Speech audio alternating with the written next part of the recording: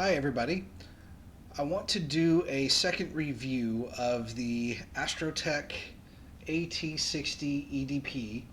I still really like this instrument and I still actually recommend it.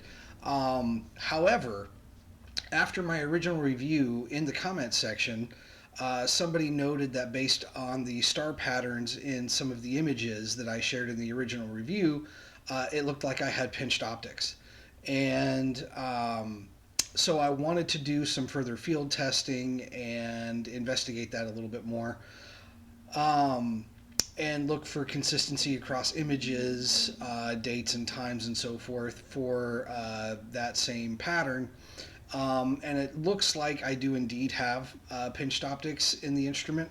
Um, but and I'll show you guys some reasons why it's not a huge deal to me at this point in time, and especially for beginner astrophotographers.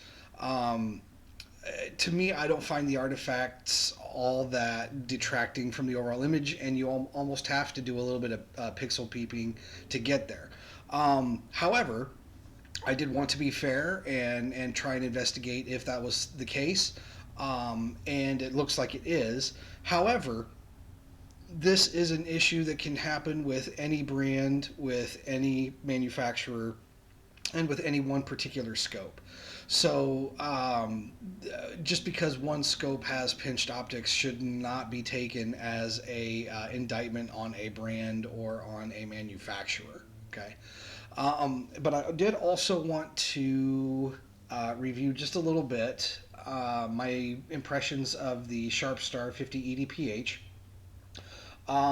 This is a very economical triplet refractor, but especially for beginning astrophotographers, I think is a really good, friendly budget option. And honestly, it gives some pretty good pictures. So, you're not spending thousands and thousands of dollars on a refractor. It gives you a reasonably wide field of view, especially with cameras like the ZWO ASI533 or larger size chips. It gives you a really nice wide field of view. And some of the images that I'm going to share with you come from using the Orion version of the 0.8 focal reducer slash flattener. And this particular reducer is a generic reducer that is manufactured. It's labeled for, refractors f5 through f7. And it doesn't really have a stated focal length limit, although I really don't know that I would use it much beyond 700 or 800, maybe 900 focal length on an f7 longer refractor. But I did also pick up the dedicated SharpStar 0.84 reducer, and I wanted to give my initial impression on that one as well. Now, I haven't really gotten to use that one in the field as much since moving back to Louisville, and our weather is nowhere near what it is in western Colorado.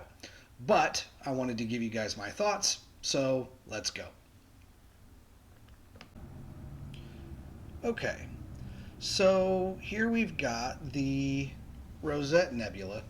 And this was shot about a month ago down at Mammoth Cave, which is the only dark site, internationally recognized dark sky park in the state of Kentucky. And this, so I was shooting in monochrome with filters with the ZWO ASI 2600. I love that camera. It's a phenomenal camera. I have zero bad things to say about the camera. It's phenomenal. But in any case, this gave a really good opportunity to look at some things. And if we start to zoom in on the star cluster at the central part of the nebula, indeed, okay, we get these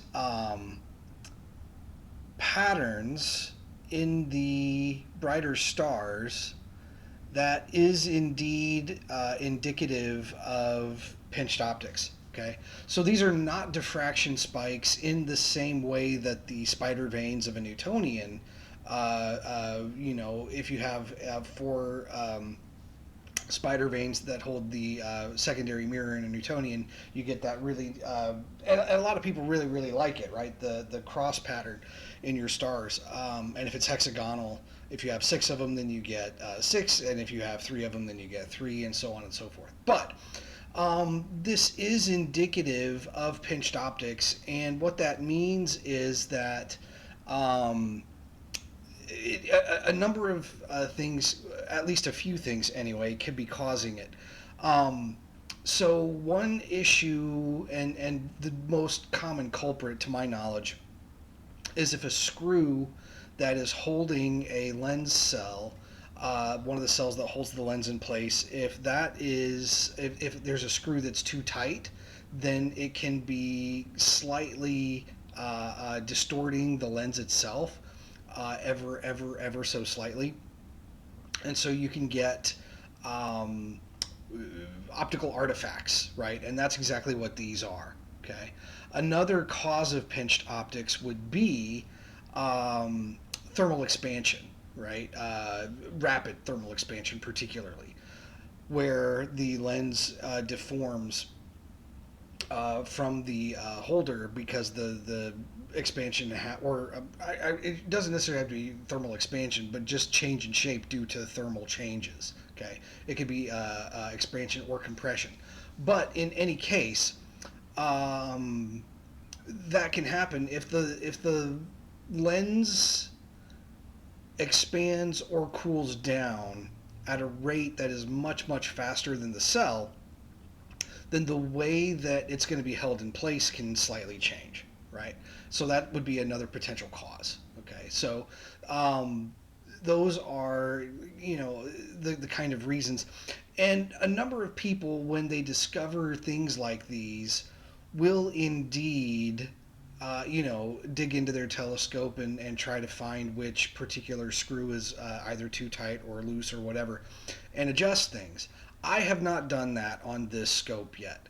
I'm not personally at a point where I feel like I'm justified in digging around in an almost $1,000 instrument, possibly mucking it up. I don't want to scratch any of the lenses. I don't want to destroy any of the coatings on any of the optics. Other than this issue, this is a phenomenal instrument in my opinion. And this is kind of why I wanted to make this video. Number one, to address the comment in the previous video that I said I would. But number two, to kind of give a flavor of, this is an issue that is completely in the eye of the beholder, whether it's an issue in the first place or not.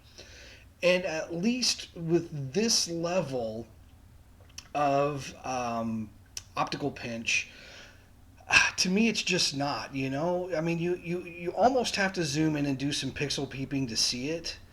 And it's almost negligible when you zoom out to the entire frame, right? Now you'll notice that there's a slight black edge over here. This is where so I was doing live stacking in SharpCap with each filter, and I was doing multiple live stacks in each filter. So I had that idea to initially do multiple live stacks. And the reason being, if you just collect, say, 100 in each filter, whatever your exposure length, for the Rosette Nebula, this was not very long. These were like, 10-second exposures or so. And so 8.2 seconds, actually. If you read the file name, it's right there, 10 frames in 82 seconds. But in any case, so when you do live stacking, right, it averages your images, right? It can't do median, because suppose you only have two images. it doesn't, there's no algorithm to median two images. You need three or more. So SharpCap automatically, when you live stack, will do averaging. And the advantage to that is you do get higher signal. Now you get higher noise for sure, but you do get higher signal. So if you're just interested, at least, in for the most part, in that higher signal, then averaging is a perfectly fine thing to do. You do have to take care in how to mitigate your noise, but you are getting better signal than if you just median combine all of your images. You have to median combine more images to get the same signal that you would in an averaging process.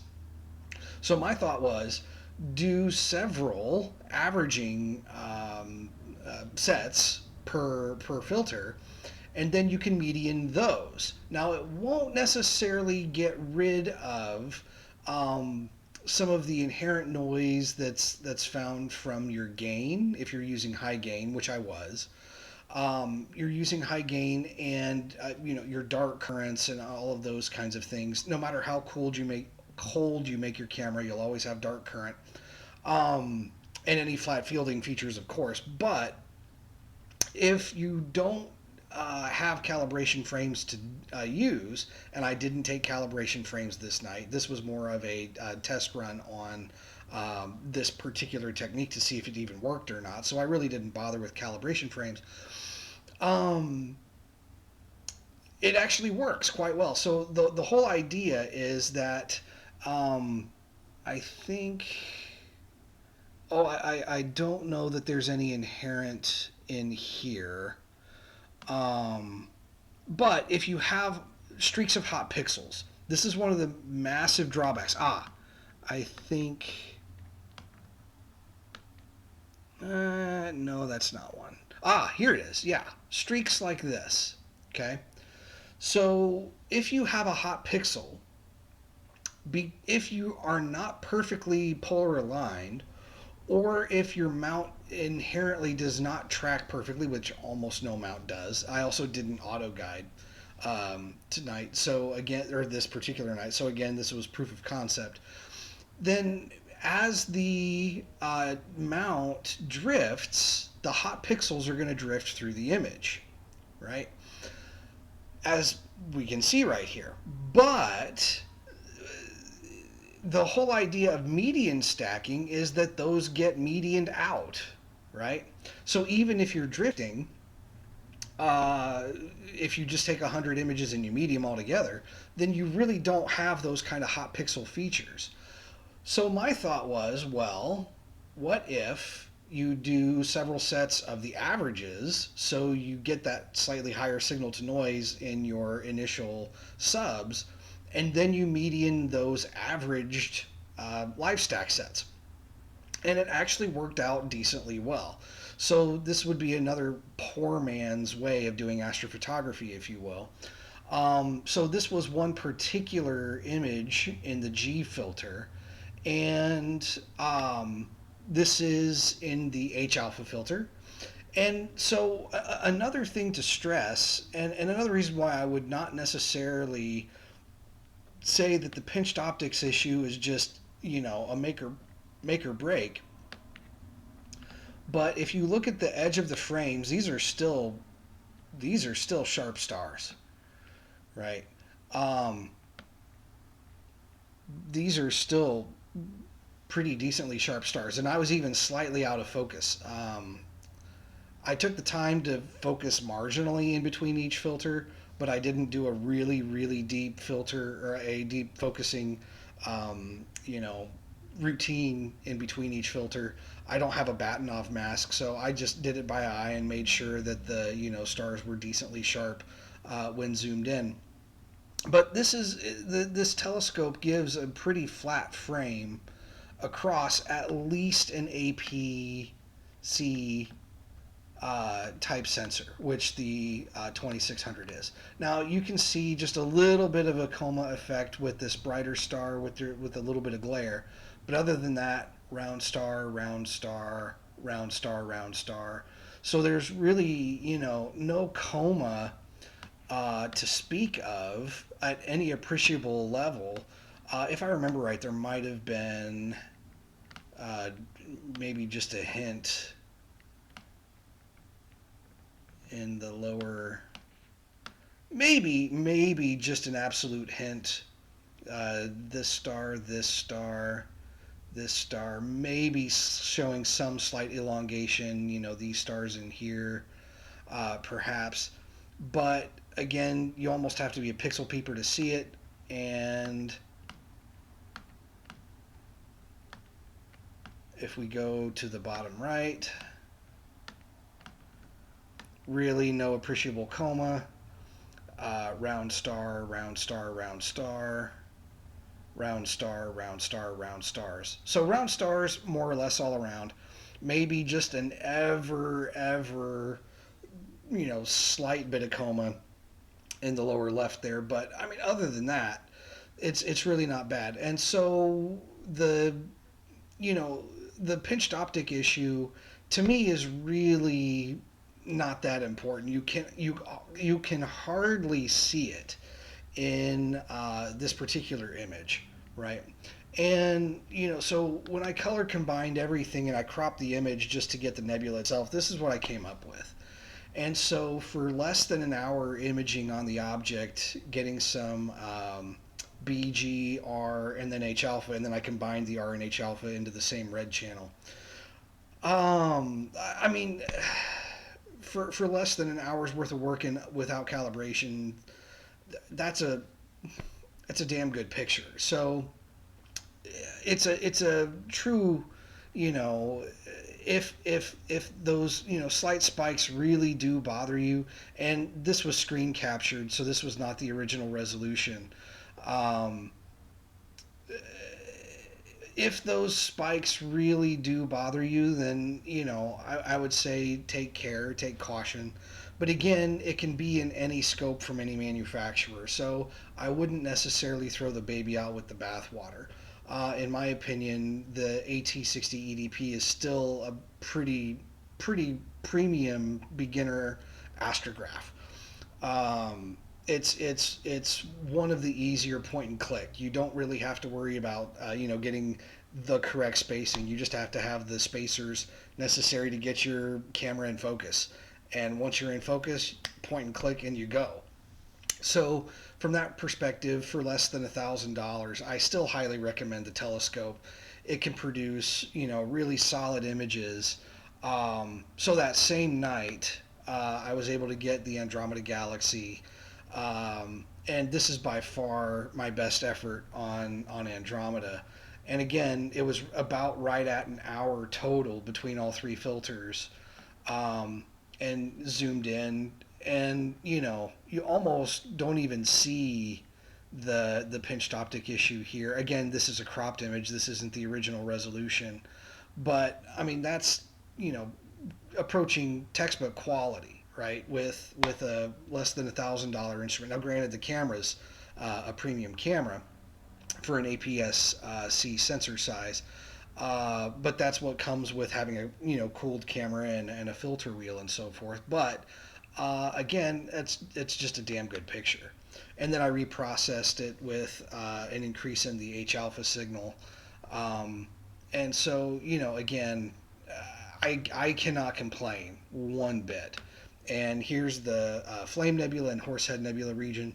Um, I was literally just playing with exposure time, so this was not um, a truly concerted effort on this target. I really just wanted to get the individual colors. I wasn't worried about how bright Alnitak was or anything like that. But even that said, you can still see the nebulosity, the blue nebulosity in, I forget which star this is.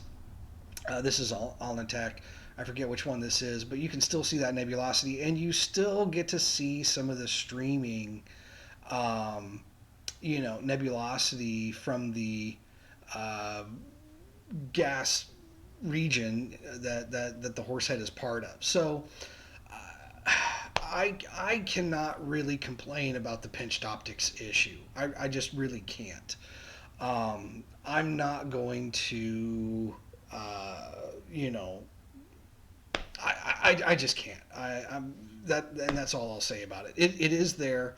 It is a legitimate criticism, but it's not something that I feel detracts from these pictures. And especially, okay, for example, when I first started my astrophotography endeavor, a year, a little bit year plus ago, from my apartment in Grand Junction, Colorado, with a monochrome camera and with the ASCAR FMA 180 Pro, I was getting pictures of the Pleiades like this. And so, of course, this is monochrome, but you can see a hint of nebulosity here. You can start to see the nebulosities being teased out. Um, and as I progressed and experimented with both one shot color cameras and with monochrome cameras with filter wheels, I was able to start to get, a little bit more of the nebulosity. But essentially, both of these pictures were roughly a year ago ish. This one would have been a little bit more than a year ago. This one would have been a little bit less than a year ago.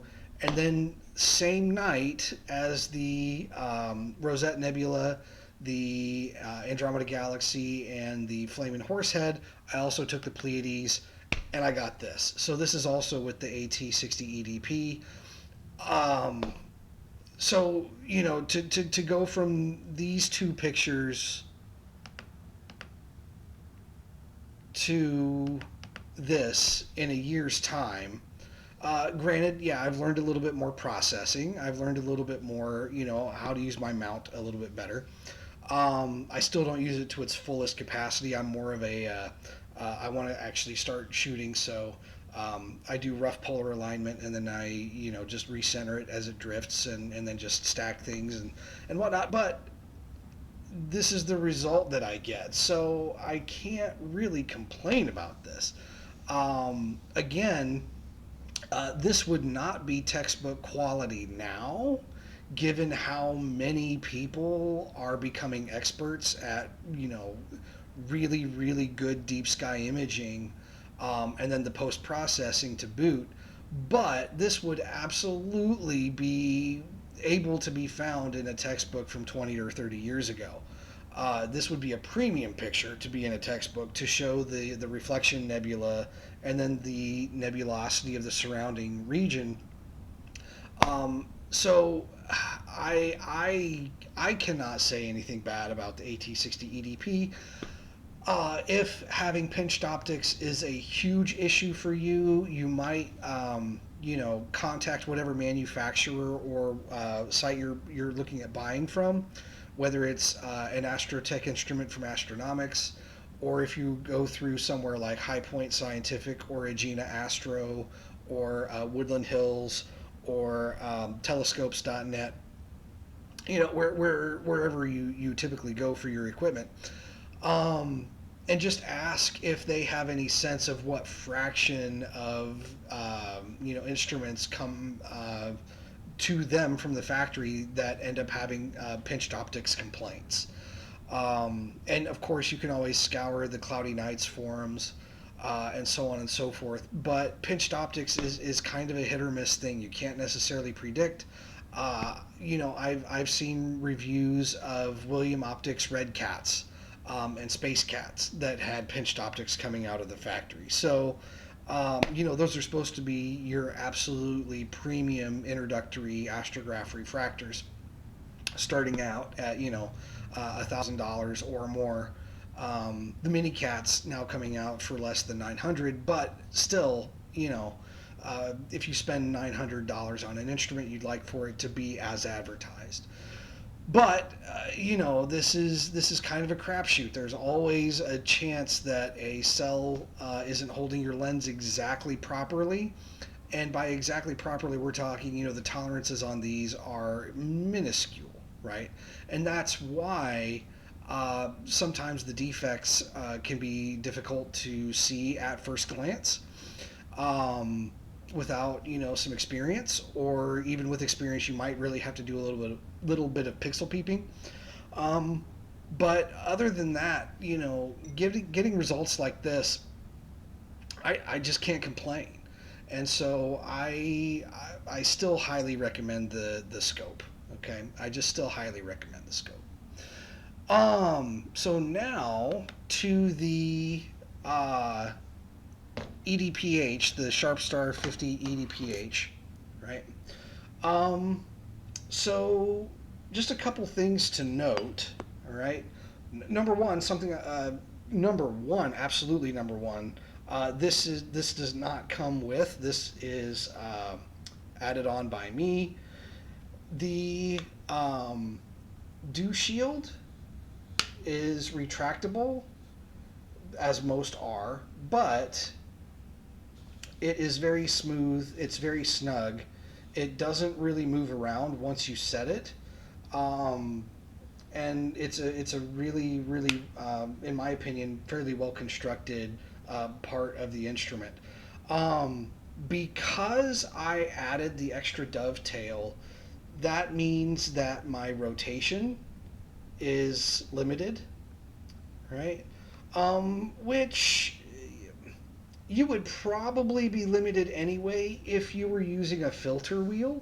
Now, this is not necessarily an instrument that I would necessarily recommend using a filter wheel with, um, but I wouldn't not recommend it either. Okay, so this particular instrument, in my opinion, is best going to be suited for people initially starting out in the field who particularly want a wider field of view when matched with something like a ZWO ASI533 camera or larger type sensor.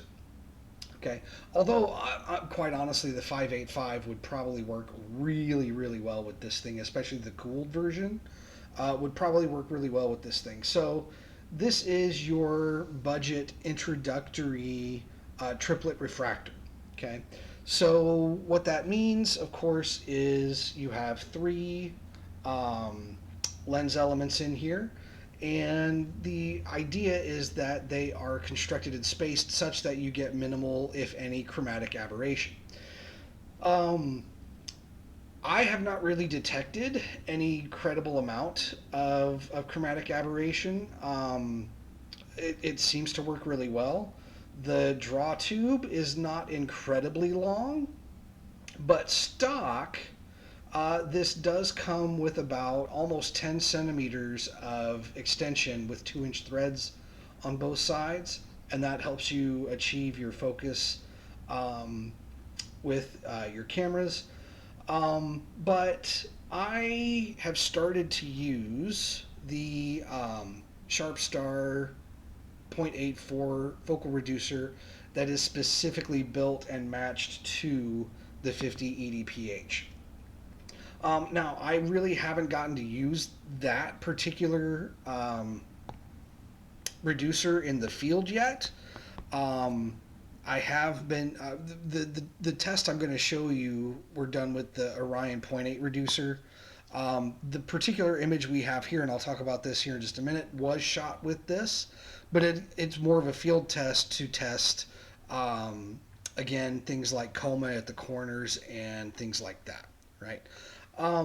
Just another note, even though the focuser has some decent strength to it, so you notice, if you tilt it up, the draw tube does not just, fall out. And it doesn't really do that even if you have a decently heavy camera like a 533 on here. And the ZWO ASI color 533 is what I typically use with this particular scope. But that said, there's a little knob down here that I had to put in. Okay, so this knob right here, gosh, hopefully you can see it. It's the gold knob right there. I had to put that in. I had a knob with the correct threads laying around. I actually forgot to look in the original box to see if the screw came with it, but for right now, this is doing the job. So this is your focus lock, and if you tighten that up, then it's really, really tough to move the focuser. So it doesn't inherently come with the focus lock put in. I've read on cloudy nights that some folks, the correct screw was included with their box, and for some people it wasn't. So I don't know if this is, kind of like one of those Amazon issues where, um, particularly with Skywatcher equipment, people have complained about, orders not being complete. So in my case, I bought my Skywatcher 72, EvoStar 72 doublet refractor off of Amazon, and it didn't come with the star diagonal that it was supposed to. Um, and I don't know if that, this is just a case of SharpStar being slightly sloppy, or if this is a case of different, coming from different distributors if they package the, equipment differently. I just don't know. But in any case, okay, so this particular image of the Andromeda Galaxy was shot just the other night here in Louisville, Kentucky. And I live in an exceedingly light polluted part of town. I'm right in between a couple of churches. I'm literally less than a block away from an industrial truck sales lot. We're just down the street from the main post office in town. So I'm right off the interstate. So my area is lit up like, nobody's business. So I bought some dual band filters to combat the light pollution a little bit. And I was using, so this was the, I think this was the H alpha and oxygen 3 filter, I believe. It was, I have two of them and I can't remember which order I put them in the filter wheel. Um, it's not terribly imperative, but they are the, oh gosh, they're the ASCAR dual band filters, the H alpha and oxygen 3, and then the H alpha and sulfur. Okay, so in any case, this is the result of median combining 100 individual images. These are not sharp cap stacked. These are median stacked in Deep Sky Stacker, and then slightly processed in Serial just to get rid of the light polluted background and look at star shapes around the image. Okay, so this is 101 individual images. Oh, no, no, no, no, no. I apologize. This was done without the filters. This was done in just pure light and normal with my camera. It was pretty high gain, so the sky subtraction in Serial still left it pretty grainy.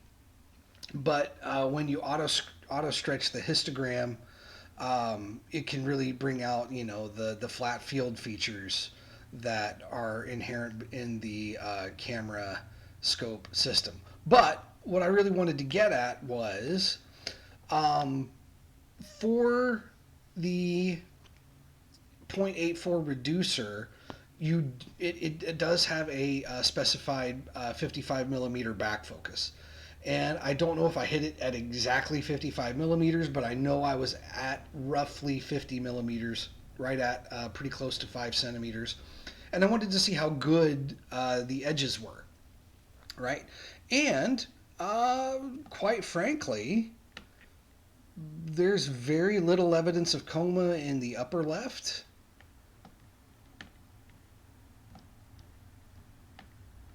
Maybe a little bit of evidence of coma in the upper right, but nothing severe. These stars in particular are a little bit elongated. But again, you have to pixel peep to get there. And let's look at the lower.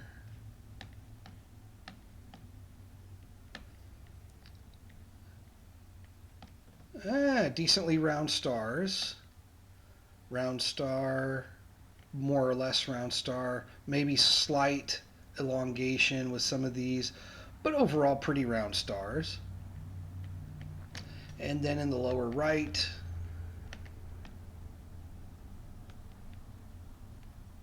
there we go.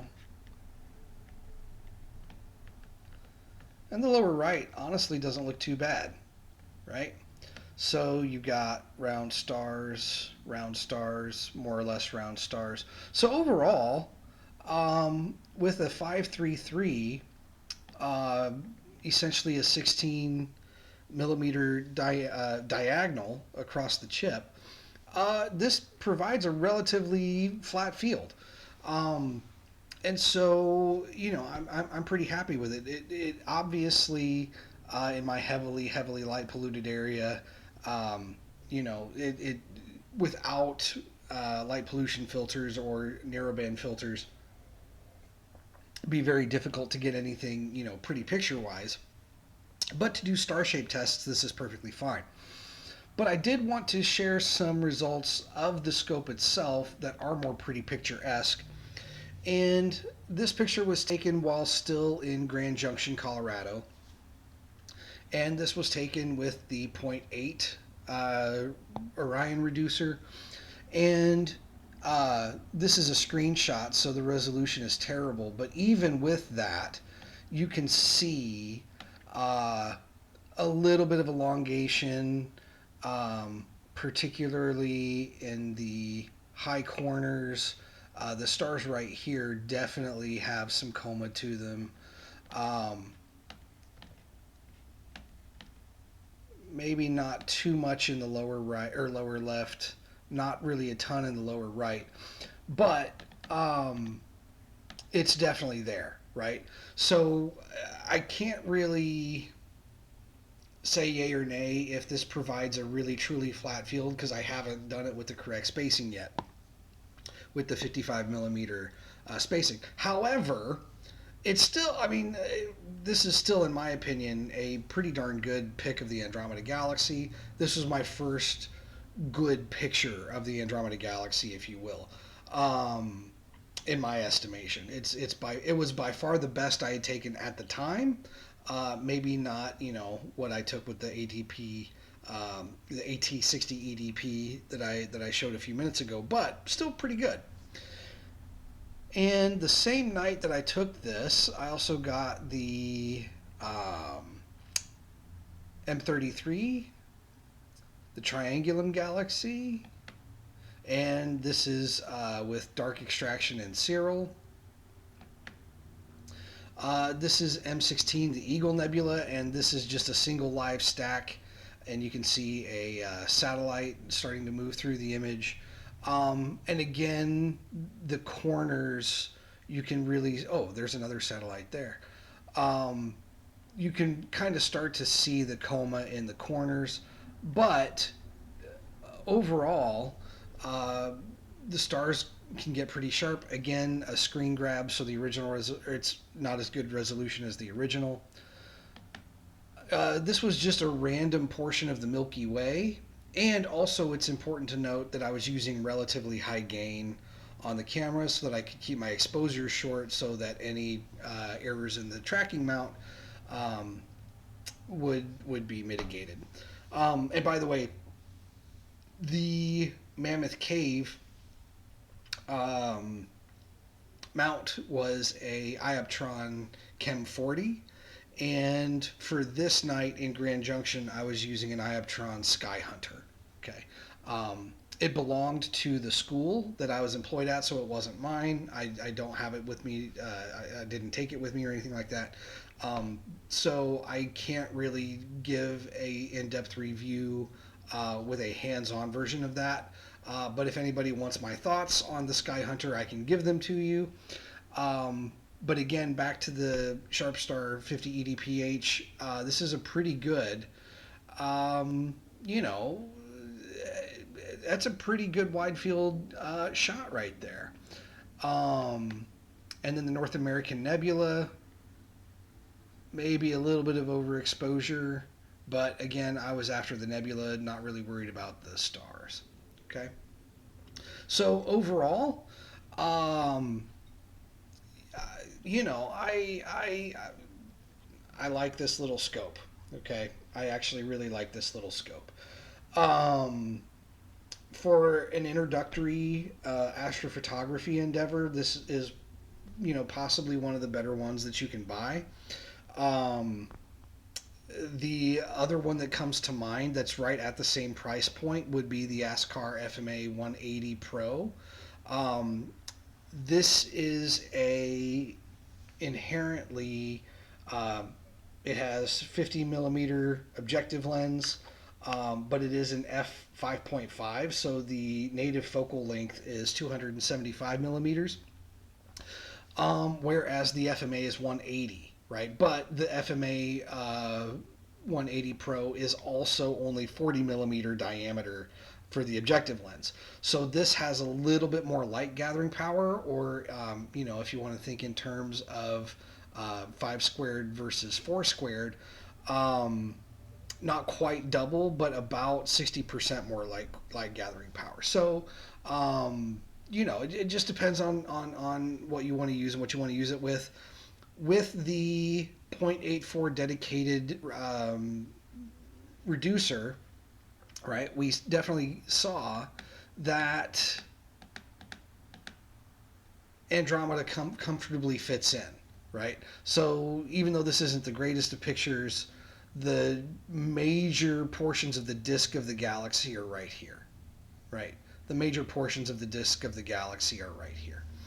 Um, and so, you know, if you take this to a dark site and or have light pollution filters or some advanced processing skills, you can really do some good work with this with the scope itself, um, without a ton of effort, right? And that's one of the things I like about these kind of beginner scopes.